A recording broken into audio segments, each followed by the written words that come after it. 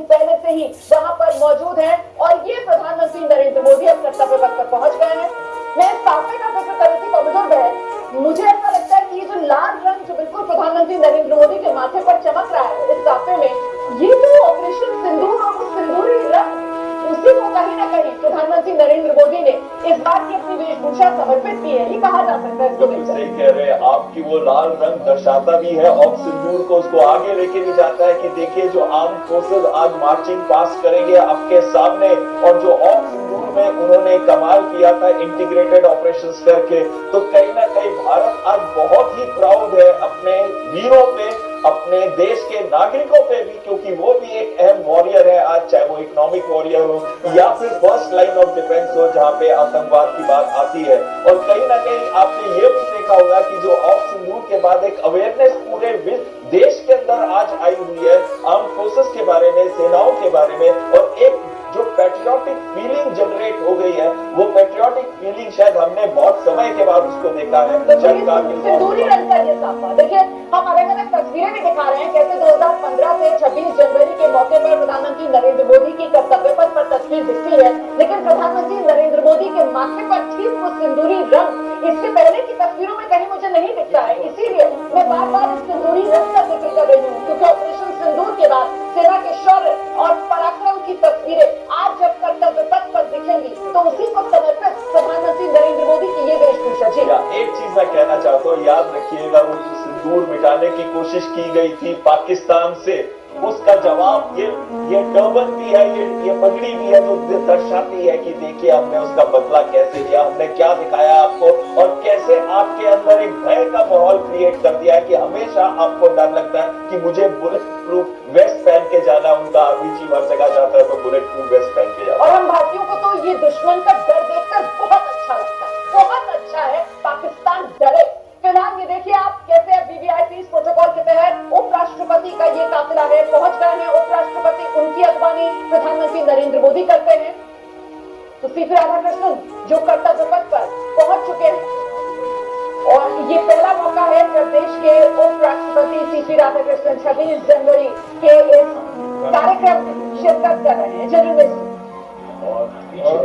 बिल्कुल जो vice president आए, ये प्रोटोकॉल तो आप देखिए बिल्कुल स्ट्रॉन्ग वर्क डिसीजन है। आपने जब बोला कि वहाँ पर प्राइम मिनिस्टर पहले बैठे थे वॉर मेमोरियल में और उसके बाद वो बाद में आ गए, तो ये सारा डिसीजन क्रॉप वर्क ऐसा है कि ये प्रोटोकॉल रिसीविंग सेंड ऑफ करना इतना फाइन ट्यून है कि ये मतलब आर्मी की एक्चुअली बहुत बड़ी मैं बोलूँगा खसूसियत है, और बल्कि देश में भी एक sense of discipline, sense of timing होना चाहिए, लेकिन हर चीज टाइम से। अभी वहां से वो प्राइम मिनिस्टर ये प्रेसिडेंट का वो काफिला भी निकल चुका है, जो बग्गी वाला, बिल्कुल सब कुछ ऐसे टाइमिंग पे होगा।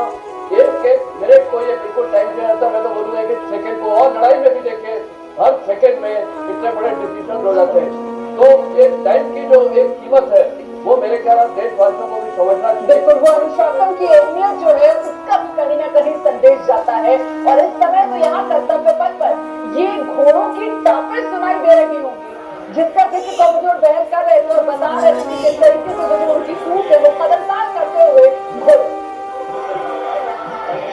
घोड़े कर रहे हैं, और इनमें से कोई भी ऐसा नहीं है जो बिदक रहा हो, एक ही डायरेक्शन में यूनिफॉर्म भी चल रहे हैं आगे, और ये ट्रेनिंग बहुत महत्वपूर्ण तरीके से इनको कराई जाती है। ये एक दिन में नहीं प्राप्त होती, ये कई सालों की ट्रेनिंग इनके साथ होती है, और जो घोड़े है ना उनको घोड़ा नहीं गिना जाता, उनको एक इंसान, एक सोल्जर का गिना जाता है। वो भी भारतीय सेना के वैल्यूएबल कंट्रीब्यूटर है, वैल्यूएबल सैनिक है, खासकर वो सैनिक जिन्होंने पुराने युद्धों में बहुत महत्वपूर्ण रोल इस्तेमाल किया था। और ये जो घोड़े हैं ये जो डरते भी नहीं है, अगर आप देखिए कोई भी जोर की आवाज आती है या इतना बड़ा क्राउड देखेंगे तो कहीं ना कहीं घोड़ों के अंदर वो मचलना शुरू कर देते हैं, ऐसा कुछ नहीं है। मुझे लगता है जरा इस रेजिमेंट के बारे में भी अगर बताएं तो राष्ट्रपति के ये अंगरक्षक जो कि एयरफोर्स कैवलरी रेजिमेंट है और भारतीय सेना की सबसे पुरानी रेजिमेंट, अपनी कुछ साल पहले 250 वर्ष इनके पूरे हुए हैं, ये 251वां वर्ष है जिसमें अब ये आए हैं, और इस समय आप देख रहे हैं राष्ट्रपति का काफिला आकर थम गया, कर्तव्य पथ के सामने वो बग्घी आकर रुकी, और अब यहाँ पर राष्ट्रपति महोदया अपनी बग्घी से बाहर आएंगी और जो उनके अंगरक्षक हैं वो उनको बाकायदा सलामी देंगे। और इस पे देखिए जो राष्ट्रपति अंगरक्षक हैं, उनके कमांडेंट कर्नल अमित बेरवाल हैं और कर्नल अमित बेरवाल के घोड़े का नाम है मेघदूत, जिस पर वो सवार है। वहीं जो सेकंड इन कमांड है वो लेफ्टिनेंट अंगद सिंह भिंड है और उनके घोड़े का नाम है सुल्तान। और इसी जगह के गर्मजोशी के साथ जो यूरोपीय परिषद है और यूरोपीय कमीशन है, उसके राष्ट्रपति प्रधानमंत्री नरेंद्र मोदी से मिलते हुए उर्सुला वॉन डेर लेyen से प्रधानमंत्री नरेंद्र मोदी मिले, एंटोनियो कोस्टा से प्रधानमंत्री नरेंद्र मोदी मिले और अब मेहमानों को लेकर आगे बढ़ते हुए राष्ट्रपति द्रौपदी मुर्मू आप देख रहे हैं, सुप्रीम कमांडर तीनों सेना और उन्हीं के साथ फिर मुख्य अतिथि जिनका परिचय करवाया जा रहा है सबसे मिलते हुए सुरक्षा मंत्री, रक्षा राज्य मंत्री, सीडीएस, तीनों सेना प्रमुख वहां पर मौजूद हैं। उन्हीं से मुलाकात करते हुए मुख्य अतिथि आगे बढ़ रहे हैं। प्रधानमंत्री नरेंद्र मोदी उनका परिचय एक तरीके से करवा रहे हैं, वहां पर उनको मिलवा रहे हैं।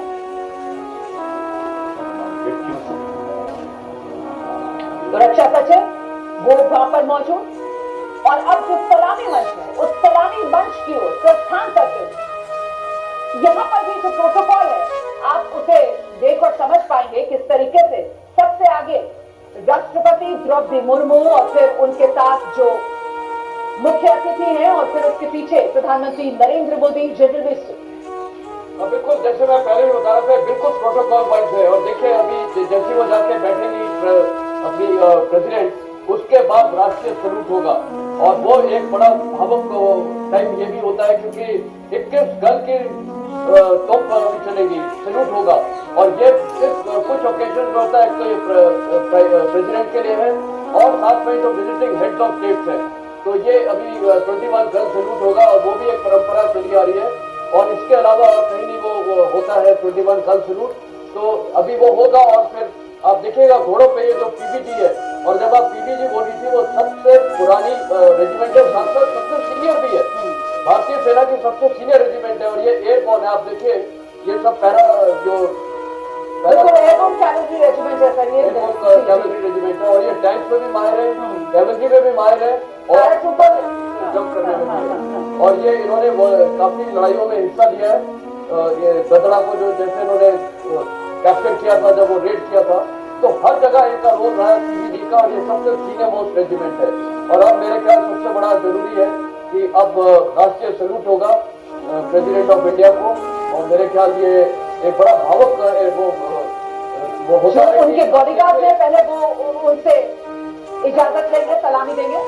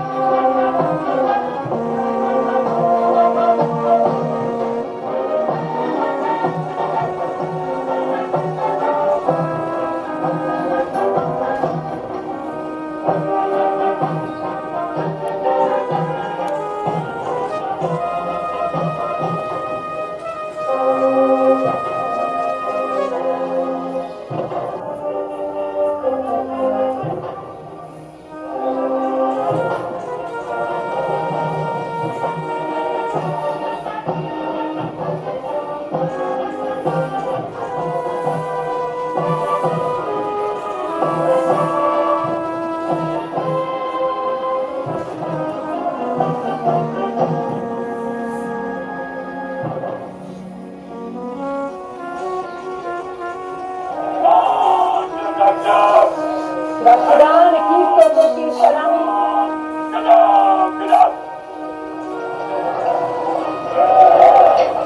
As the President's bodyguard moves away in the direction of India Gate, the 21 gun salute. तो 21 तोपों की सलामी, राष्ट्रगान और इसी के साथ अब वो पल नजदीक आ रहा है जब औपचारिक तौर पर परेड की शुरुआत होने वाली है, जिसका दर्शक बेसब्री से इंतजार कर रहे थे। और अब परेड का आगाज आप होते हुए देखेंगे। देखिए सबकी निगाहें जो है अब वो कर्तव्य पथ पर टिक गई, क्योंकि अब यहीं से परेड की शुरुआत होगी और सबसे पहले आपको जो लोग कलाकार हैं उनका अकबर यहाँ कर्तव्य पथ पर नजर आएगा। और जो विषय है वो विविधता में एकता का है और साथ ही इस बात की जो परेड की थीम है वो आप जानते हैं वंदे मातरम के 150 वर्ष है। अशोक चक्र से अवार्ड से।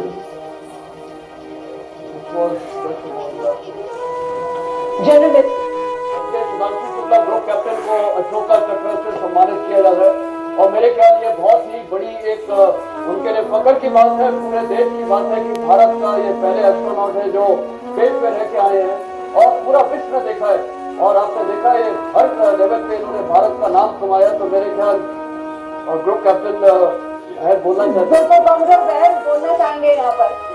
हाँ। ऑफिसर को मैं पर्सनली भी जानता हूँ, बहुत ही इंटेंस करेजियस ब्रेव ऑफिसर हैं, जो कि ना केवल टेस्ट पायलट थे बट फाइटर कॉम्बैट लीडर भी थे। उन्होंने Su-30 MKI और MiG-29 को फ्लाई भी किया हुआ है और अशोक चक्र जो है भारत का सर्वोत्तम पीस टाइम मेडल है, क्योंकि जो स्पेस में ये गए 400 किलोमीटर ऊपर, जहां पे सोलर विंड्स भी होती है, रेडिएशन भी होती है और अत्यंत जो कंडीशंस है माइक्रोग्रेविटी की वो भी होती है, तो कहीं ना कहीं ये पूरे देश का नाम उन्होंने रोशन किया था। इनसे पहले अगर आपको याद होगा सोल्यूट 11 T-11 जिसके अंदर विंग कमांडर राकेश शर्मा गए थे और उन्होंने उनसे जब पूछा गया तो भारत कैसे दिखता है तो उन्होंने कहा सारे जहां से अच्छा। और उसी तरीके से जब ग्रुप कैप्टन भी गए थे शुभांशु शुक्ला, तो उनका भी पहले चीज लगती थी कि भारत को देख के उनको बहुत ही गर्व महसूस हुआ था। 400 किलोमीटर की ऊंचाई से ये पहली बार है कि इंटरनेशनल स्पेस स्टेशन में कोई भारतीय रहा हो। आज जब हम बात करते हैं सुनीता विलियम्स की, तो वो कहीं ना कहीं भारतीय मूल की जरूर है, वो 286 दिन वहां रही भी थी, लेकिन जो एक्चुअली भारतीय है, सिटीजन है एज ऑफ दिस मोमेंट, तो पहला है जो इंटरनेशनल स्पेस स्टेशन में, और उसको इज्जत दी गई है और जो उसको इस देश ने नवाजा है अशोक चक्र से, तो कहीं ना कहीं यह दर्शाता है। एक इंपॉर्टेंट चीज मैं यहाँ बताना चाहूंगा आपको कि जो अगला मिशन होगा गगनयान का, यहाँ तो वो मिशन के जो पायलट थे वो थे, वहां पे वो मिशन कमांडर होंगे और गगनयान के जो टेस्ट मिशन है वो शुरू हो गए हैं और टोटल 6 मिशन जो है वो तो अनक्रूड होंगे, लेकिन 2 होंगे जो क्रूड होंगे और ये आज से कुछ साल के अंदर होने वाला है। बिल्कुल। तो देखिए ये नया भारत है, ये नया भारत जो नई ऊंचाइयां हासिल करने को बेचैन है और उसी की एक वानगी के तौर पर फिलहाल आप देख रहे हैं कैप्टन सुधांशु शुक्ला जिन्हें अशोक चक्र से यहाँ नवाजा जा रहा है। 18 दिन अंतरिक्ष में रहे, अंतरिक्ष की यात्रा की पहले भारतीय जो इंटरनेशनल स्पेस स्टेशन पर गए, कैप्टन सुधांशु शुक्ला, जिन्हें यहाँ सम्मानित किया जा रहा है अशोक चक्र से।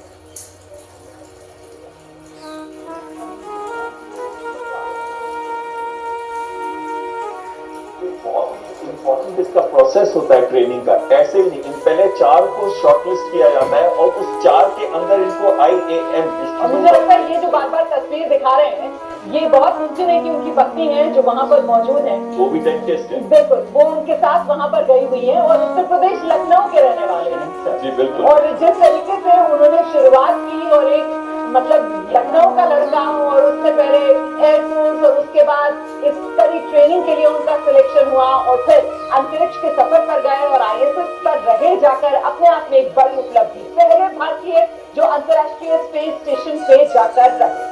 अशोक चक्र से नवाजा गया है सुधांशु शुक्ला को और अब परेड की औपचारिक शुरुआत जनरल और बिल्कुल अब परेड की औपचारिक शुरुआत है और थीम इस बार बहुत महत्वपूर्ण हो जाती है, वंदे मातरम के 150 वर्ष, ये वो थीम है। बिल्कुल वंदे मातरम की जो ये थीम है ये आप गृहमंत्री अमित शाह को भी देते हैं, साथ में उनकी पत्नी सोनल शाह नजर आ रही हैं, तो यहाँ तो तमाम जो VVIP है वो बैठे हुए हैं। जी जी सर। हाँ बिल्कुल, तो ये वंदे मातरम की जो थीम है ये जिसमें एक ऐसा सॉन्ग है जिसने भारत को जोड़ा है, हमारी आजादी का लड़ाई को जो चिंगारी मिली थी यहाँ से मिली थी और बंकिम चंद्र चटर्जी ने जो लिखी जिनके लिए गाना सही होता है, चाहे भारत के बाहर दूसरे देशों में होता है, जो भारत के निवासी है वो सबको एक इतना जोश और धुन की आप बात कर रहे हैं तो सर धुन सुना देते हैं क्योंकि ये लोग कलाकार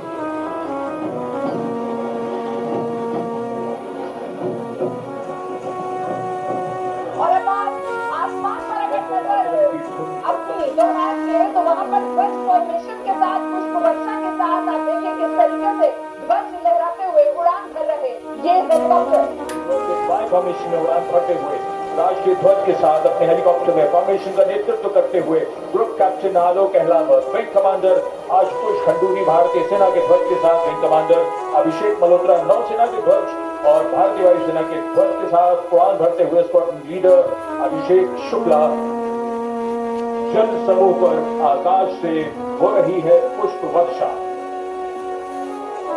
तो हेलीकॉप्टर फॉर्मेशन कर्तव्य पथ पर फूलों की पंखुड़ियां बिखेरते हुए गुजर गया है और अब आप देख रहे हैं कर्तव्य पथ पर परेड कमांडर आते हुए लेफ्टिनेंट जनरल भवनीश कुमार, अति विशिष्ट सेवा medal, general officer commanding Delhi क्षेत्र। और ये चौथा मौका है, अगर मैं गलत नहीं हूँ जनरल बेस्टन, ये चौथा मौका है जब lieutenant general Bhavnish Kumar parade commander. Lieutenant general Bhavnish Kumar का चौथा मौका बिल्कुल सही, और साथ में वो कुमाऊं रेजिमेंट के, और इनको जैसे आपने बताया बहुत दिनों इन्होंने कोर्सेज किए हैं, फॉरेन में यूके में भी इन्होंने कोर्स किया है और इन्होंने नेशनल डिफेंस कॉलेज कोर्स किया है। तो ये चौथी बार ये जो कर रहे हैं, तो वो पहली बार इनसे बहुत ऑनर है एक भारतीय रिपब्लिक डे में और ये सेना का कमांड करना, वो परेड को लीड करना, मेरे ख्याल इनको और इनकी फैमिली के लिए तो बहुत ही गर्व का दिन है। और चौथी बार तो मेरे ख्याल यूनिक हो रहा है, क्योंकि बिल्कुल मुझे भी वही लगा कि इतने ज्यादा बार कोई परेड कमांडर बने, अपने आप में एक तरीके से ये एक इतिहास एक बना दिया लेफ्टिनेंट जनरल भवनीश कुमार। गौरव की बात तो है ही उनके लिए भी, पूरे देश के लिए भी, और साथ में जिस डिसिप्लिन के साथ और जिस अच्छे तरीके से चारों बार ये परेड हुई है, तो कहीं ना कहीं ये दर्शाता है कि ये बहुत ही प्रोफेशनल ऑफिसर है और इनके नेतृत्व के अंदर ये वाली परेड भी बहुत अच्छी जाने वाली है। और इनका जो एक आप देखिए ऑरा देखिए इनका एकदम स्ट्रेट। ये परेड उप कमांडर आ गए हैं, आप परेड सेकंड इन कमांड इस समय देख रहे हैं major general Nataraj Dhillon, chief of staff मुख्यालय दिल्ली क्षेत्र। अब वो आगे बढ़ते हुए जी सर बिल्कुल, तो आप एक बार देखिए इनका जो स्टेचर है एकदम स्टिफ रैम रॉड, जो सलूट देखिए आप, एक भी उंगली हिली नहीं हुई है। तो कहीं ना कहीं ये जो दर्शाता है पूरी आर्म फोर्सेस के अंदर में डिसिप्लिन दिया जाता है, एक तरीके से अपने आप को कैसे आप आगे बढ़ के प्रस्तुत कर रहे हैं और इनको देखने के बाद दूसरों में कितना जोश आता है या दूसरों में कितना अनुशासन की भावना आती है, वो बहुत ही इंपॉर्टेंट है। ये लीडर की सबसे पहले क्वालिटी है कि उसके अंदर जो लोग काम कर रहे हैं वो उसका बेसिक मकसद है जो मैंने आपको पहले बताया, बैटल एरे फॉर्मेशन में सबसे आगे चलते हैं रेकी एलिमेंट, रिकॉग्निशन। इसमें बैटल फील्ड सर्वेलेंस रडार है, इसमें ड्रोन भी है, ATGM मिसाइल है। तो बेसिकली ये है जो देखिए ग्राउंड पे हमेशा आगे आगे चलते हैं रेकी एलिमेंट, क्योंकि वो आइस एंड एयर्स होते हैं हमारी सेना के। तो इंटेलिजेंस, रेकी, सर्वेलेंस जब ये देते हैं तो सेना को वो इजी कर देते हैं काम की हमें कहाँ पर जाना है, किस प्रकार जाना है। सेना के लिए एक तरीके से राह बनाते हुए आगे बढ़ते हैं और देखिए किस तरीके से गरुड़ फॉर्मेशन जो है वो अब हवा में नजर आ रहा है। ये अपाचे AS-64E बिल्कुल AH-64E जो अपाचे की हम बात कर रहे हैं, ये सबसे आधुनिक अटैक हेलीकॉप्टर हमने यूएस से लिया है। एयरफोर्स के पास 22 है और आर्मी के पास 6 है। 6 जो आखिरी 3 थे वो पिछले तस्वीर इतनी जल्दी बदल गई है सर। अब वो T-90 भीष्म टैंक जो है उनको आप कर्तव्य पथ पर आगे बढ़ते हुए देख रहे हैं। ये बख्तरबंद रेजिमेंट के कैप्टन विपिन जोशी जो है उनके हाथ में इसकी कमान है। तो ये T-90 टैंक भीष्म आगे बढ़ते हुए कर्तव्य पथ पर तस्वीरें आपके सामने। जनरल और जो T-90 टैंक है उसकी जो गन होती है वो 125 mm स्मूथ बोल है और ये 3 प्रकार के एमिशन फायर करते हैं और इसके ATGM भी लगा होता है और ये मेन गन जो है इसकी रेंज होती है 4 किलोमीटर। साथ में MPT अर्जुन भी है जो भारत का इंडिजिनस टैंक है। ये बहुत हैवी टैंक है, तकरीबन 64 टन का है। इसमें ये बेसिकली इसकी जो प्रोटेक्शन है कंचन आर्मर लगा हुआ है, तो जो भी एनिमी का फायर पावर होगा वो इसमें इफेक्टिव नहीं होगा। तो ये हम डिफेंसिव आर्मर बैटल में ज्यादा यूज करते हैं और जो T-90 है वो थोड़ा हल्का टैंक है, वो ऑफेंसिव ऑपरेशन में जाता है। और इस पे आप देखिए मेन गन है और इन्फैंट्री युद्धक वाहन जो है वो आगे बढ़ते हुए, और ये जो रेजिमेंट है इसका जो आदर्श वाक्य है वो मैं दर्शकों को बताती चलूं, पहला हमेशा पहला। और ये मैकेनाइज्ड इन्फेंट्री के हैं, ये जो BMP-1 है और सॉरी BMP-2 है और इसके साथ ही नाविक भी आ गई है। तो इसमें नाविक पे आप देखिए नाग मिसाइल लगा हुआ है और ये साथ में हर उसमें ड्रोन भी लगे हुए हैं। आज की तारीख में चाहे आर्मर हो, चाहे मैकेनाइज्ड फोर्सेस हो, चाहे इन्फेंट्री हो, चाहे आर्टिलरी हो, सबके साथ सबको ड्रोन्स के साथ इक्विप किया और ये अलग अलग टाइप के ड्रोन्स इक्विप कर दिए गए। और आपको पता भी है गुजरात मिसाइल सिस्टम हर मैदान फतेह इसी आदर्श वाक्य के साथ कर्तव्य पथ पर आगे बढ़ता हुआ। तो ये एक के बाद एक कर्तव्य पथ पर देखिए किस तरीके से परेड अब शुरू हो चुकी है और ये जो दस्ते हैं वो आगे बढ़ रहे हैं, ये मैकेनाइज्ड सिस्टम और आप देख रहे हैं। देखिए इसमें एक चीज आ जाती है कि जो पहले दिखाया था रिकॉनेसेंस एलिमेंट्स, अब दिखा रहे हैं जो ऑफेंसिव एंड डिफेंसिव एलिमेंट्स जो साथ चल रहे हैं। और साथ में आपने देखा जो पहला प्रहार फॉर्मेशन था उसमें ऑफ सिंदूर का वो फ्लैग भी लगा हुआ था और उसके बाद अब जब आ रहे हैं तो अटैक हेलीकॉप्टर आ रहे हैं। तो यानी कि कहीं ना कहीं अब ये सब पैदल सेना विशेष दल है, ये टैक्टिकल ट्रांसपोर्ट सिस्टम्स अब एलिमेंट्स है जिसमें मैकेनाइज हो जाता है, इन्फेंट्री हो जाता है और खास करके कॉम्बैट सपोर्टिंग एलिमेंट्स है जो अभी ये पीछे भी आ रहे हैं। आप ये देखिए ये शक्तिबान अभी ये सर दिखा रहे हैं।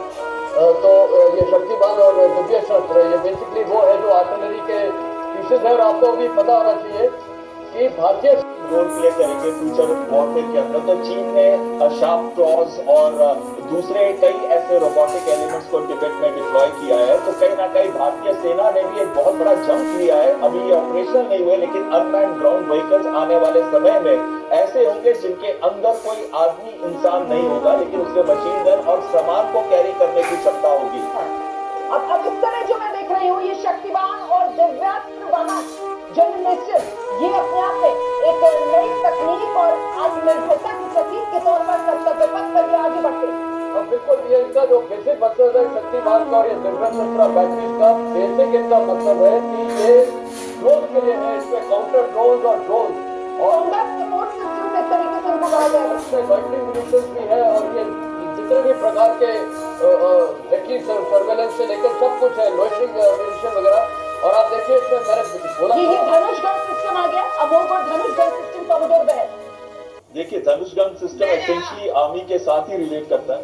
तो कहने का मतलब है अभी ये आपको साथ साथ आत्मनिर्भर भारत में दिख रहा है और ये मेरे ख्याल अभी ब्रह्मोस इसमें एक बड़ी इंपॉर्टेंट चीज ये आ जाती है कि जो ड्रोन्स है अभी बहुत इंपॉर्टेंट रोल प्ले कर रहे हैं वॉरफेयर के अंदर। इस वजह से काउंटर इस तस्वीर के बारे में बता देती हूँ। ये Surya universal rocket launcher system है जिसे आप इस समय कर्तव्य पथ पर आगे बढ़ते हुए देख रहे हैं। अब आ रहा है ये आकाश और एमआर फैन है जो इसमें ये दिखा रहे हैं और ये इसमें ऑफ सिंदूर में बहुत इफेक्टिवली यूज किया था एयर डिफेंस कवर।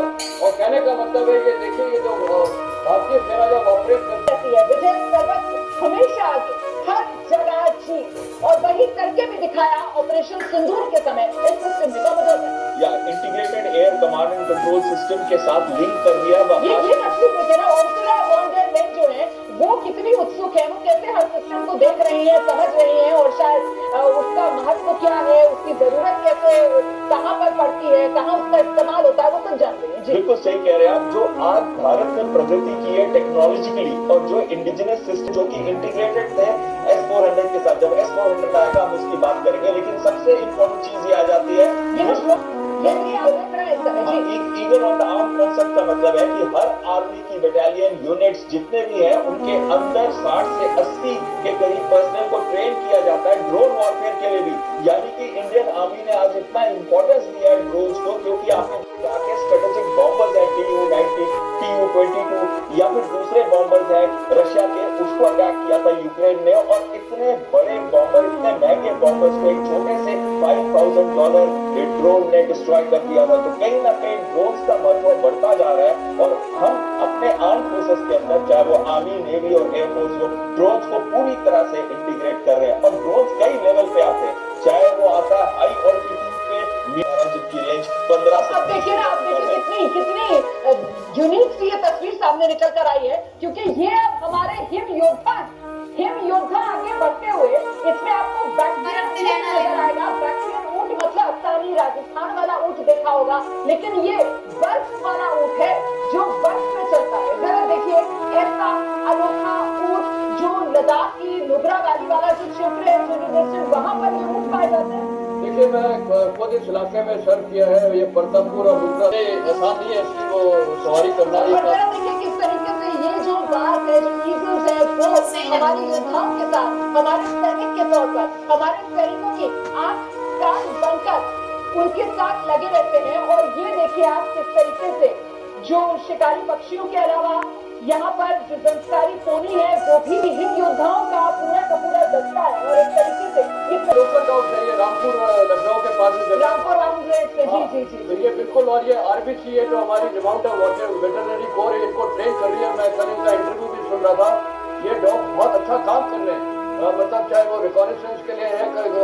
मेरे को लगता है जो आज के EU के ये जो कमीशन और जो चीफ गेस्ट आए हैं, हो सकता है वो भी हम भारत को डिमांड करेंगे, क्योंकि जिस प्रकार वो सवाल करते जा रहे हैं प्राइम मिनिस्टर से और प्राइम मिनिस्टर को। The war cry of the Rajput regiment is Rajput second to none. जी यही है उद्घोष, राजपूत किसी से पीछे नहीं। 21 राजपूत के लेफ्टिनेंट विकास खत्री के नेतृत्व में राजपूत रेजिमेंट आगे बढ़ती हुई ये मार्चिंग दस्ता है, आप देख रहे हैं। आगे बढ़ते हुए और इसी के बाद अब ये असम रेजिमेंट के जवान हैं मार्चिंग दस्ते में। अगला दस्ता असम रेजिमेंट के जवानों का, ये जो टुकड़ी है उसे असम रेजिमेंट के कैप्टन आदर बेटलेकर के नेतृत्व में आज बार शान के साथ कर्तव्य निष्ठा साहस और समर्पण की मिसाल ये रेजिमेंट अब तक 4 बार सर्वश्रेष्ठ मार्चिंग दल का खिताब इसके नाम है।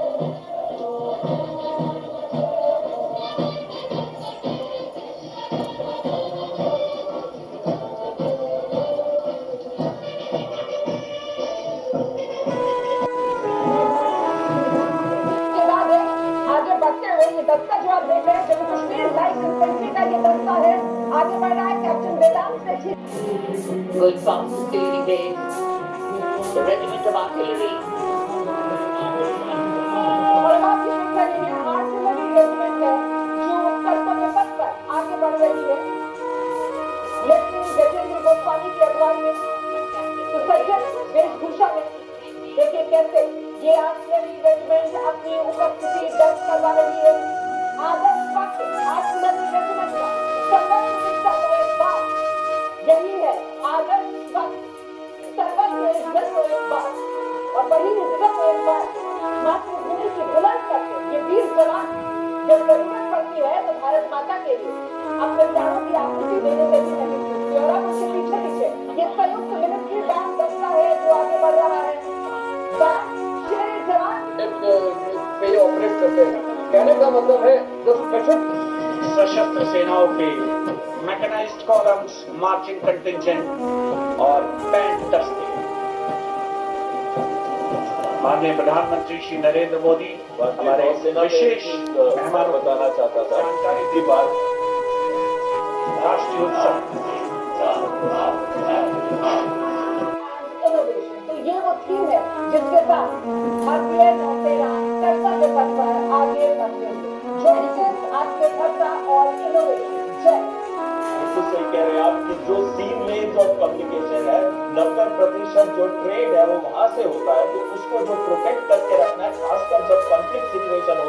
तो जैसे ही भारतीय नौसेना ने डिप्लॉय किया था ऑफ सिंदूर के अंदर अरेबियन सी के ऊपर और कहीं ना कहीं पाकिस्तान की सी लेन ऑफ कम्युनिकेशंस को कट कर दिया था, तो एक बहुत बड़ा मैसेज था पाकिस्तान के लिए कि हम आपको इकोनॉमिक अब ये वायुसेना का दस्ता आ गया है जिसमें आगे आगे वायुसेना का बैंड है, फिर वायुसेना का मार्चिंग दस्ता और पीछे वो फ्लाई पास होगा जिसमें सिंदूर फॉर्मेशन देखने के लिए मिलेगी।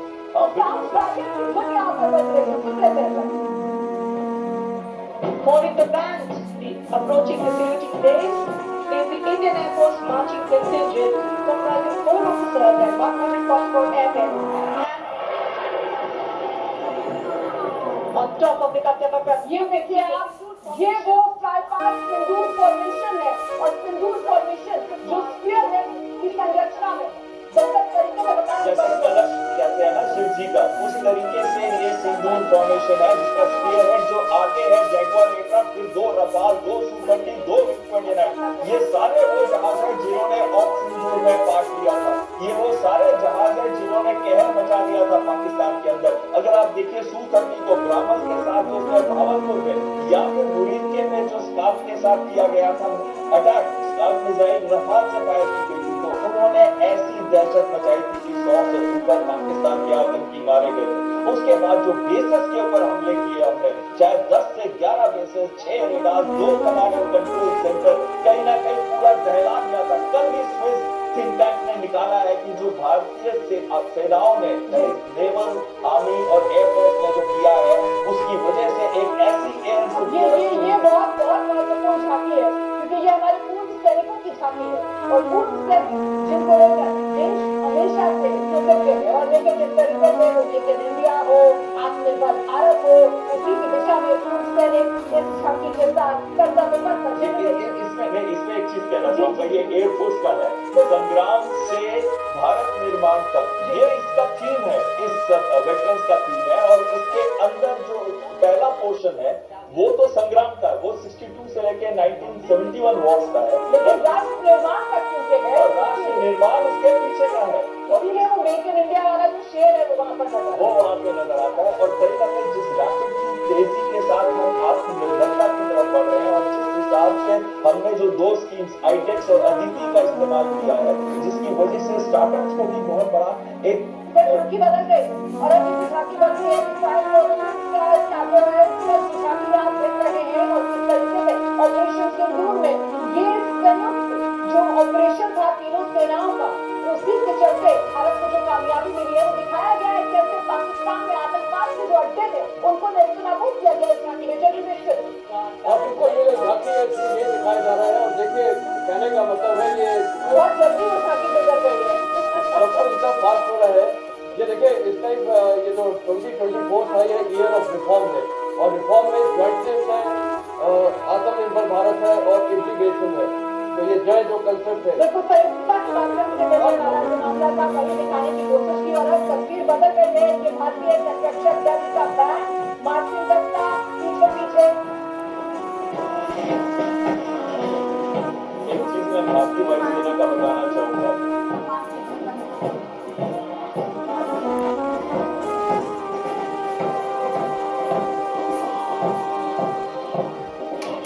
के बाद भारतीय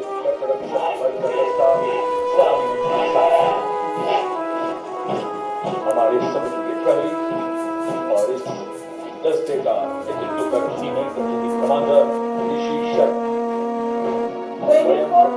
मार्चिंग दस्ता आगे बढ़ता हुआ अपने मुल्कों स्वयं रक्षा में हम रक्षा करते हैं, यही वो आदर्श वाक्य आप कह सकते हैं जिसके साथ इंडियन कोस्ट गार्ड का ये मार्चिंग दस्ता है वो इस तरह आगे बढ़ता हुआ। और उससे पहले जो कोस्ट गार्ड का बैंड था उस पर सारे जहां से अच्छा हिंदुस्तान हमारा की धुन आपने सुनी। और अब इसके पीछे पीछे आप देख रहे हैं आगे बढ़ते हुए ये DRDO का long range anti ship missile है। Long range anti ship missile रक्षा अनुसंधान एवं विकास संगठन संगठन है। हमारी रक्षा सेनाओं को रक्षा में आत्मनिर्भरता के लक्ष्य की ओर ले जाने में अत्याधुनिक हथियार प्रणालियों से सुसज्जित कर रहा है। उन्हें आधुनिक हथियार हाइपरसोनिक वेपन सिस्टम है और एंटी शिप की तरह इस्तेमाल किया जाता है, और इसकी रेंज जो है 1000 से 1500 किलोमीटर तक है, और आगे आने वाले समय में कहते हैं कि 3500 किलोमीटर की रेंज कर देंगे। तो कहीं ना कहीं ये एक बहुत ही अद्भुत वेपन सिस्टम है जो आगे आने वाले समय के अंदर बहुत इंपॉर्टेंट रोल प्ले करेगा एक नेवल डोमिनेंस के लिए सी के अंदर, और इसको फिर बाद में मॉडिफाई किया जाएगा। ये आर्मी, नेवी और एयरफोर्स तीनों के लिए मॉडिफाई करके इसको इस्तेमाल किया जाएगा। तो कहीं ना कहीं एक बहुत बड़ा टेक्नोलॉजिकल जंप है हमारा। का ये दस्ता आप देख रहे हैं आगे आगे बैंड और पीछे से मार्चिंग दस्ता और बैंड को धुन बजा रहा है अमर सेनानी। बैंड दस्ता धुन बजा रहा है अमर सेना।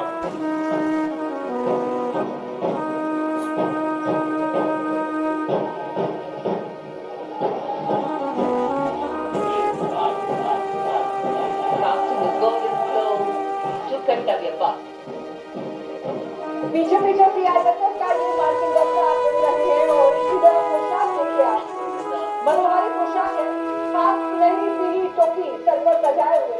और लेकिन कैसे प्रधानमंत्री नरेंद्र मोदी लगातार जानकारियां साझा कर रहे हैं। जो मुख्य अतिथि हैं उर्सुला वॉन डेर लेयन, उनको तो मुझे लगता है कि हर जानकारी हासिल कर दी है। बहुत ही उत्सुकता के साथ कर्तव्य पथ पर इस परेड का वो देख रहे हैं ये केंद्रीय रिजर्व पुलिस बल सीआरपीएफ का दस्ता, आगे बैंड, पीछे मार्चिंग दस्ता, देश के हमने रक्षक धुन इस तरह बज रही है। सुनाओ ना।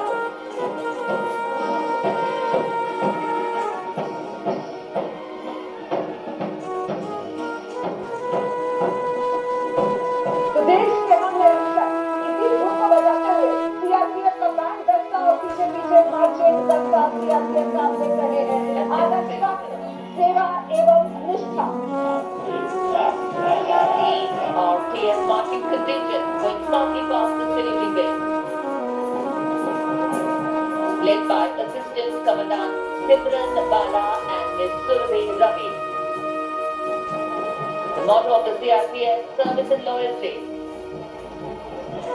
तो सर्विस एंड लॉयल्टी, सेवा एवं निष्ठा, यही आदर्श वाक्य है। सलामी मंच के सामने से गुजरता हुआ ये सीआरपीएफ का मार्चिंग दस्ता आपने देखा और उसके पीछे पीछे अब भारत तिब्बत सीमा पर आईटीबीपी उसका बैंड और बैंड के पीछे मार्चिंग दस्ता कदम कदम बढ़ाए जा खुद यहाँ पर बजाते हुए आईटीबीपी का ये बैंड।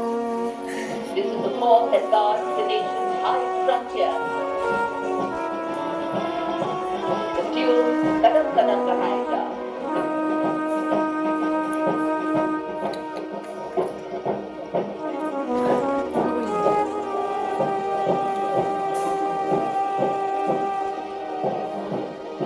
Holding the band और पीछे से आप देख रहे हो मार्चिंग दस्ता आगे आते हुए आईटीबीपी का जिनकी अगुवाई असिस्टेंट कमांडेंट जनार्दन चालू कर रहे हैं। उन्हीं के हाथ में कमान है। तो ये वो वीर हैं जिन्होंने माउंटेनियरिंग और एडवेंचर में अपनी एक अलग पहचान बनाई है।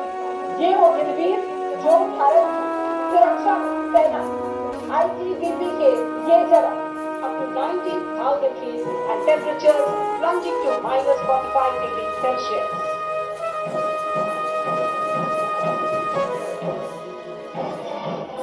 और अब आप देख रहे हैं इसके पीछे दिल्ली पुलिस का ये दस्ता है, दिल्ली पुलिस का बैंड और दिल्ली पुलिस का मार्चिंग दस्ता। तो दिल्ली पुलिस गीत के जोशीले सुरों से इस तरह ये कर्तव्य पथ गूंजता हुआ सुनाई पड़ रहा है। जरा सुनाओ। Delhi Police Band playing Delhi Police Anthem.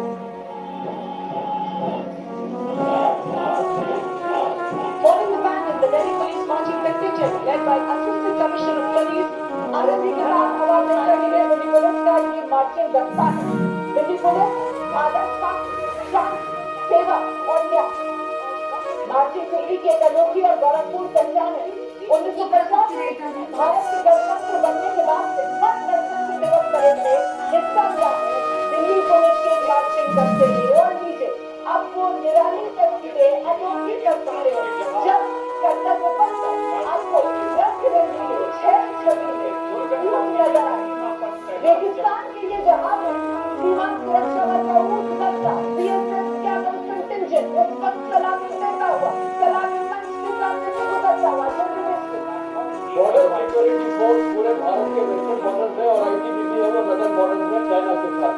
जो बीएसएफ है वो खासकर राजस्थान के सेक्टर में जो रेगिस्तान के जहाज होने थे उनके पास कैमल्स है और कैमल्स से वो पूरे वहाँ पर इंटरनेशनल बॉर्डर खासकर मैं बोलूँगा right from run of Kutch से लेकर ऊपर बीकानेर तक। इस बार मैंने कर्तव्य पथ में जब ऐसा नजारा है कि वो नुब्रादारी वाले वो डबल रोटी वाले मुझे भी हमने देखे और ये हमारे 6 छवि में हिंदुस्तानी ये तो हर बार हम देखते हैं बीएसएफ का जब दस्ता है हमारे पास। तो वो जो वहाँ के ऊँट है और ये यहाँ के ऊँट है रेगिस्तान के उनके बीच में एक मुकाबला हो रहा है। तो ये जो है बीएसएफ के पास एक ट्रेडिशनल ये कैमल रहे हैं और ये लोग के साथ मैं ऑपरेट किया हूँ जब मैं अपना डिवीजन कमांडर था राजस्थान सेक्टर में।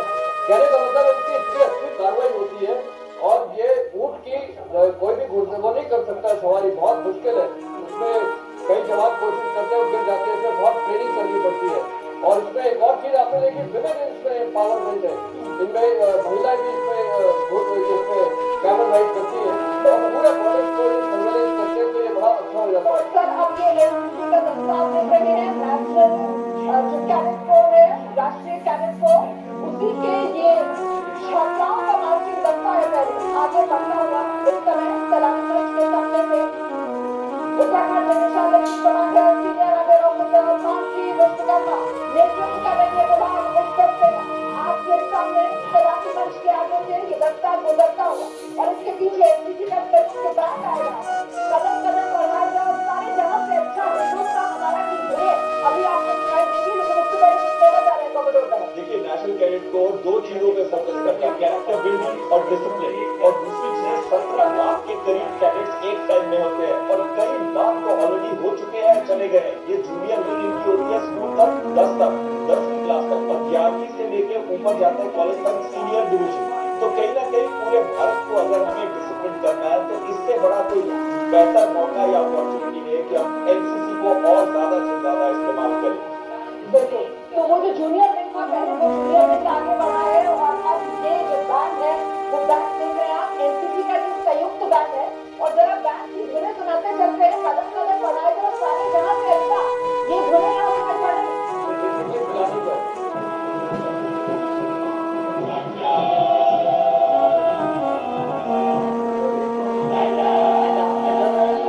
Here comes Destiny Boys marching contingent commander, senior under officer Tawheed और Ansar. पीछे पीछे आप देख रहे हैं जो एनसीसी के छात्र हैं उनका ये मार्चिंग दस्ता आगे बढ़ता हुआ कर्तव्य पथ पर सीनियर डिवीजन बॉयज की टुकड़ी कमांडर सीनियर अंडर ऑफिसर तौहीद अंसार जम्मू कश्मीर और लद्दाख निदेशालय के वो नेतृत्व करते हुए इस दस्ते का।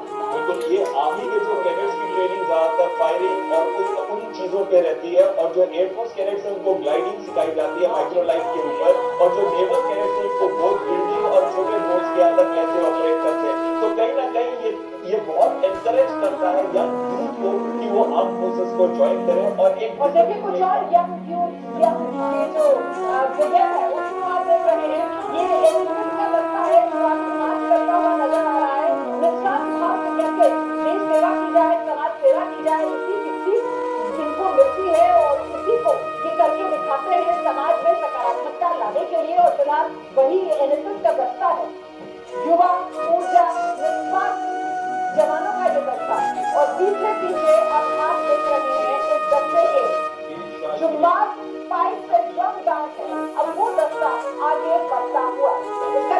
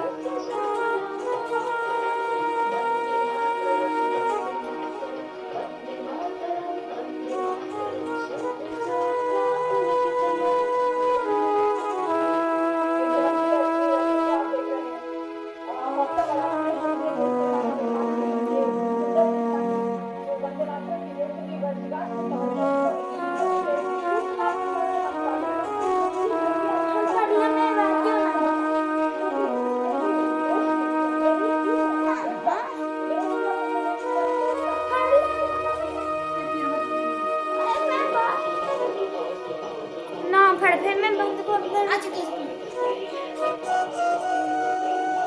পারলা itu kan tinggal soalnya ada jadi ucapnya bukan lagi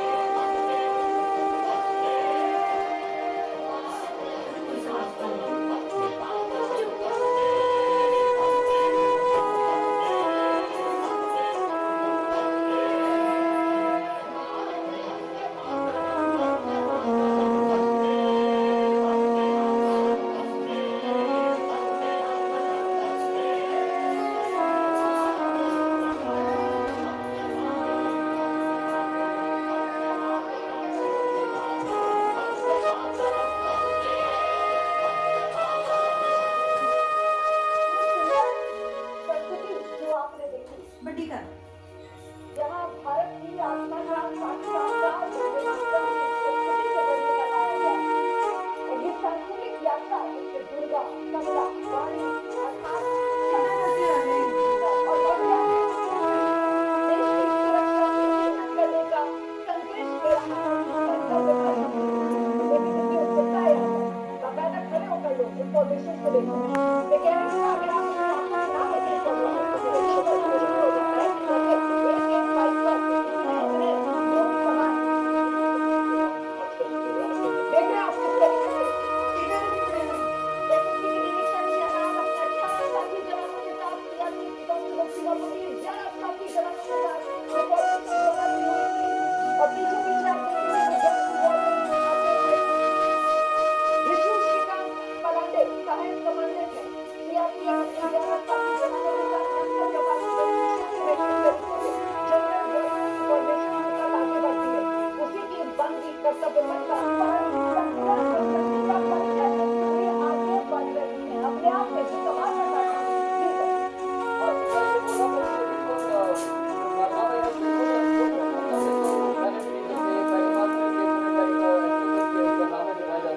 लेकिन मैं एक चीज ये बोलना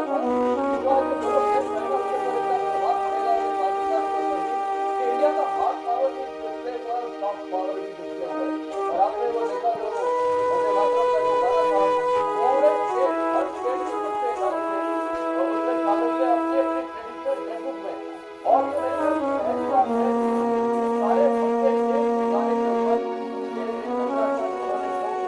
भारत की कल्चरल आइडेंटिटी और भारत की आत्मा और उसमें वो साक्षात्कार होते हुए नजर आया आत्मा से डायरेक्टली रिलेट करता था। वैसे ये 1876 में लिखी गई थी बंकिम चंद्र जी से, लेकिन इसको सुर दिया था 1896 में रविंद्रनाथ टैगोर ने और उसके बाद में पूरे देश के इसके बारे में बता दीजिए इसी को बटरफ्लाई फॉर्मेशन बोलते हैं सर ये 11 साथी जवानों के साथ आगे बढ़ती एक मोटरसाइकिल और 2 मोटरसाइकिल में अगर आप पैर रखने तो मुश्किल है। यहाँ पे तो आप देखिए इतनी सारी मोटरसाइकिल और पोजीशन कितना एक साथ एक तरीके से मतलब खड़े हुए हैं और बड़े क्लियर कहीं पर कोई डगमगा नहीं रहा और ये प्रिसीजन और एक्यूरेसी है ये एक इसके लिए बहुत प्रैक्टिस करनी पड़ती है और हिम्मत चाहिए और जिगर चाहिए इसको करने के लिए। बिल्कुल जिगरा चाहिए इसको करने के लिए और ये ग्रेड लेवल है देखिए ये जो एयरक्राफ्ट है इसके अंदर आप देख लें C-130 सबसे आगे हम 2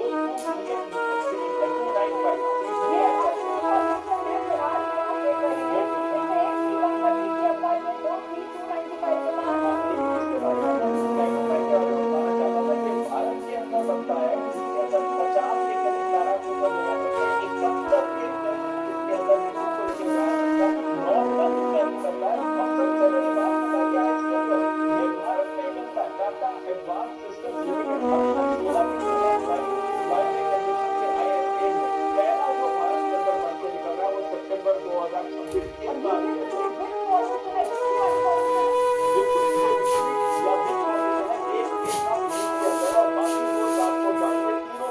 ट्रांसपोर्ट एयरक्राफ्ट है इनकी रेंज इतनी अच्छी है कि ना केवल ये एयरक्राफ्ट है यानी लद्दाख के अंदर या नॉर्थ ईस्ट के अंदर इनके कीमत के अंदर जा सकते हैं 3,800 किलोमीटर की रेंज है और जो रोड ये कैरी करते हैं जो रोड के अंदर एयर एम्बुलेंस से लेके जरूरत पड़ती है रैपिड डिप्लॉयमेंट की ह्यूमैनिटेरियन असिस्टेंस की तो ऐसे जहाज सबसे आगे होते हैं। याद है आपको नेपाल में हमने जाके मदद की थी हमने मदद की है टर्की के अंदर जाके अपना सामान दिया था वो भूल गए हमको वो लोग और हमने मदद की है भारत के अंदर जब भी कोई आपदा आई है तो ऐसे जहाजों ने हमेशा सपोर्ट किया अमेरिका का। लेकिन इसमें आत्मनिर्भरता की बात आई है भारत के अंदर C-295 बन रहा है और आने वाले समय में एक ऐसा सिस्टम क्रिएट करेगा urgent formation led by Aruna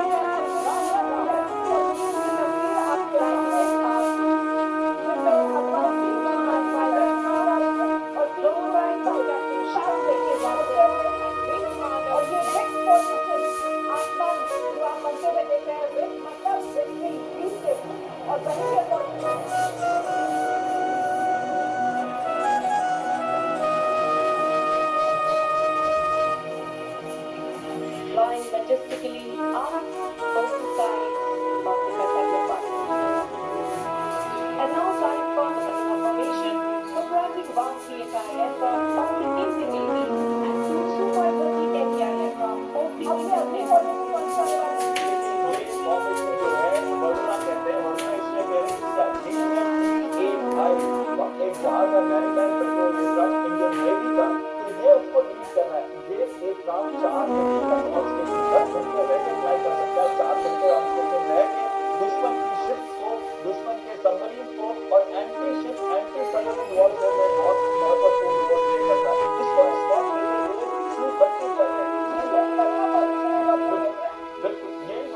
situation है और फिर उस संदर्भ में रिस्पॉन्ड कर रहे हैं, वो इसलिए कर रहे हैं उसको बताएं जितना का फायदा इतना नजर आता है। और ये इस तरीके से शिव नगर की और भाई भावना में आती है तो दोनों रोल में आ जाता है, या तो वो खुद भी अटैक कर सकता है उनको जो एंटी से प्रोवाइड है, या फिर जो दूसरे वेपन सिस्टम ऑन बोर्ड है, या फिर वो डैमेज कर सकता है ऐसे जहाजों को जो जाके उसके ऊपर जा और ये तो अब रफेल विमान आ गए। बिल्कुल ये रफेल विमान का परिणाम बताइए। मद्रास कॉम्प्लेक्स में 6 रफाल जहाज में आना था और देखिए आज ये रफाल जहाज जो है फौरन ये आज के दिन अब देखिए ये 6 जहाज है और 6 जहाज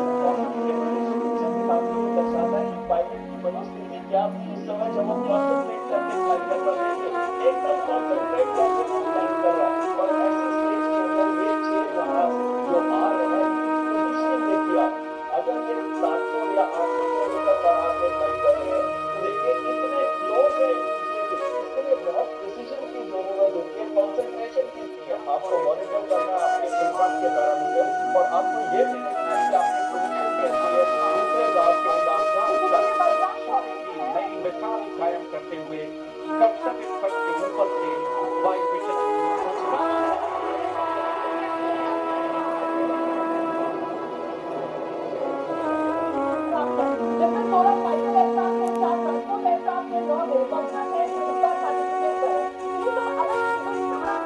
बिल्कुल जो ज्यादातर एयरक्राफ्ट होते हैं वो या मिलकर चंडीगढ़ या फिर हम ग्वालियर ऐसे आगरा ऐसे एयरबेसेस से फ्लाई करके एक जगह पे आते हैं जो कॉन्टैक्ट पॉइंट होता है वहां पे आके अलग अलग हाइट बैंड्स पे या ये तो ये होता था कि जो भी है एक सॉफ्ट पावर की हमने दिखाते हैं हार्ड पावर की दिखाते हैं कल्चरल हिस्टोरिकल हमारा सिविलाइजेशन है सारा हमने दिखाते हैं और वंदे मातरम में गाना है इसमें बच्चों ने गाया है गवर्नमेंट ऑफ इंडिया मेरे ख्याल बहुत मैसेज दिया मेरे ख्याल इसका प्रभाव ये पड़ेगा शिक्षा ने 2 दिन पहले बोला था लास्ट नाइट ऑफ साइनिंग वो जो करना है वो चीज उन्होंने साइन वो थोड़ी मुश्किल होती है लेकिन अब वो लास्ट माइल भी खत्म हो गया उसको प्रभाव पड़ेगा और दिन 28 तारीख को बोल रहे हैं 28 को वो दिन फाइनलाइज हो जाएगी अभी मेरे को कोई डाउट नहीं है बिल्कुल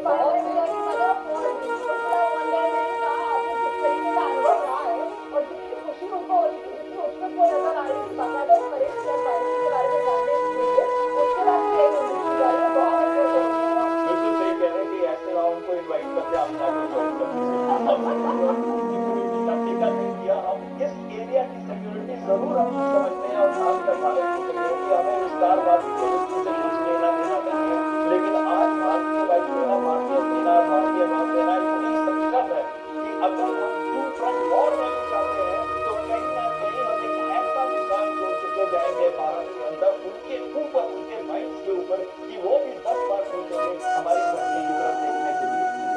और ये अब आगे इस बक्से से राष्ट्रपति के संरक्षण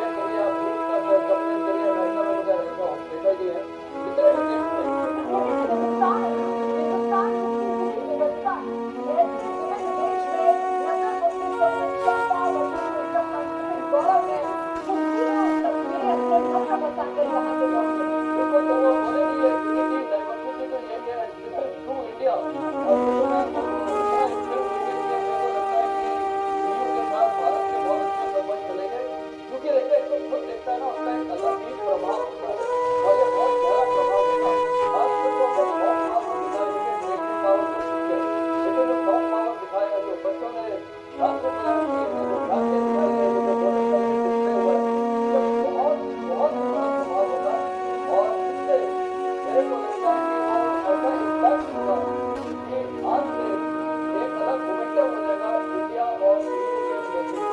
दूसरा राष्ट्रपति का कहा राष्ट्रपति भवन की ओर आगे बढ़ता हुआ और अपने वापसी का जो क्रम है उसके जो राष्ट्रपति है अब उनको यहाँ से विदा किया जाएगा और इसके बाद प्रधानमंत्री नरेंद्र मोदी। लेकिन प्रधानमंत्री नरेंद्र मोदी जो है एक नई परंपरा जो उनकी तरफ से बनाई गई है और अब जब कार्यक्रम खत्म होगा तो जाहिर सी बात है वहां पर जो 8 लोगों का बैठने वाला हिस्सा है वो प्रधानमंत्री नरेंद्र मोदी के नाम से बैठाएगा और प्रधानमंत्री नरेंद्र मोदी की तरफ हाथ मिलाकर लोगों का अभिवादन करेंगे। पीएम निराश नहीं करते हैं हम लोगों को, उनकी बीच में जरूर है और आज की तस्वीरों का हम इंतजार कर रहे हैं। लेकिन फिर आप देखिए यहाँ पर अब उपराष्ट्रपति और को विदा करने के बाद फिर जब प्रधानमंत्री नरेंद्र मोदी की वापसी में उनकी गाड़ियों का काफिला लगेगा उस समय की वो तस्वीरें होंगी जब प्रधानमंत्री नरेंद्र मोदी सीधे तौर पर अपनी गाड़ी में सवार न होकर लोगों के बीच चले जाते हैं। अभी ये हम लोग दृश्य आप देख रहे हैं, देखिए किस तरीके से राजधानी की ओर राष्ट्रपति भवन की ओर आगे बढ़ता हुआ बिल्कुल सही कह रहे हैं आप। और इसमें एक चीज मैं कहना चाहूंगा कि जो और हार्ड पावर और सॉफ्ट पावर की हम बात कर रहे थे तो कहीं ना कहीं इस विविधता में ही एकता है हमारे देश के अंदर और यही वो स्ट्रेंथ प्रोवाइड करती है जिसकी वजह से ना केवल हमारी सॉफ्ट पावर वो हार्ड पावर भी डेवलप हुई है और इसी वजह से जहाँ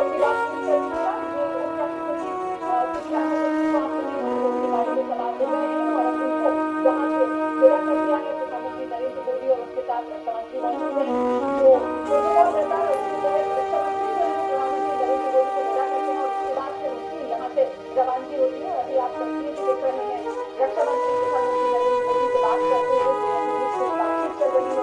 यकीनन मुझे लगता है यहाँ पर रक्षा मंत्री परेड का पूरा जोड़ा इंदिरा गांधी लगातार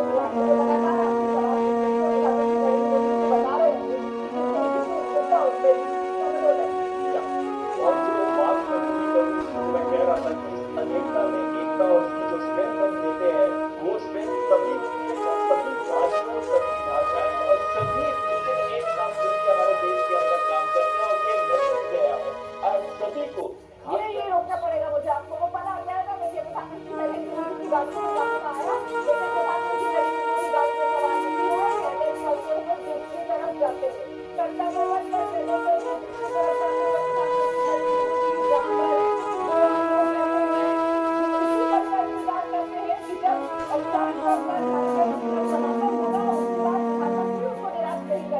और प्रधानमंत्री नरेंद्र मोदी को सभी प्रधानमंत्री नरेंद्र मोदी उनके बीच जरूर जाए और उनकी परंपरा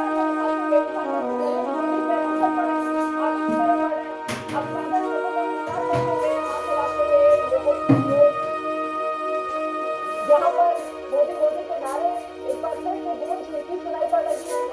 लोगों ने और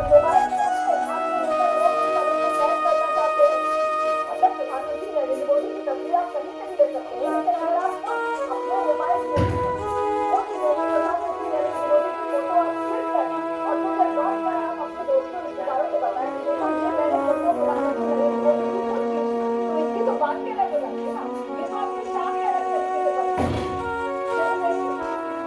बिल्कुल देखिए जो आम जनता रहती है उनके लिए बहुत बड़ा मौका है कि अपने प्राइम मिनिस्टर जो देश के प्राइम मिनिस्टर और फिर हाथ भी ला दिया, उन्होंने भी हाथ ला दिया, वो उनके लिए मोमेंटम ओकेजन हो जाता है कि जो प्राइम मिनिस्टर साहब ने चेहरे को देख के हाथ